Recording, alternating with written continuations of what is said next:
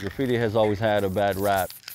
When you say graffiti, people automatically think of, like the tag names and stuff, on the buildings. All around Rochester, all week long, you'll hear it and see it. And we're just a bunch of graffiti artists that kind of grew up together. They go by names. Range. Not given at birth. My name is Pose 2, AKA Mr. Max Moses. I go by the name of Change. I've been writing that name since 1984. I would go to school during the day and then at nighttime ride into Rochester and spray my creative energy all over the place. You've likely seen the bad side of graffiti, the amateur tags that mark buildings all over the city. This is definitely not that. I definitely think it adds not only character, but like value to the neighborhood. To be precise, it's about connecting the heart, which is in the center of the wall, to the mind. It kind of gives the community a sense of, of pride, ownership, like, okay, like it's kind of like their own little thing, The murals being painted on the back of a building on East Ridge Road represent a movement of sorts. The Wall Therapy Project is aimed at bringing visual inspiration throughout the city. It's a project that, when finished, will include 50 murals all over the city, painted by street artists.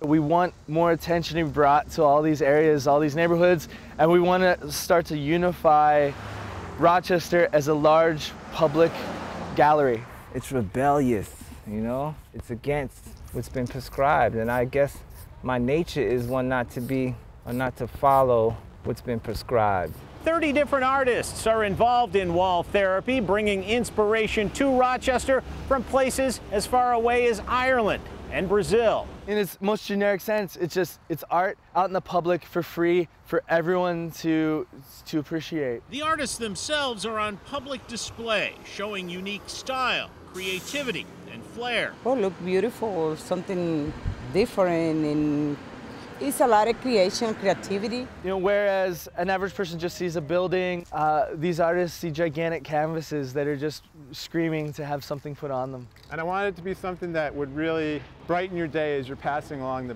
the trail. Like, boom, I'm here, like it's a destination. And that really is the whole point of art. As an artist, it's always important to create and do something that's inspiring. And to challenge. I want you to think like, yo, what is that?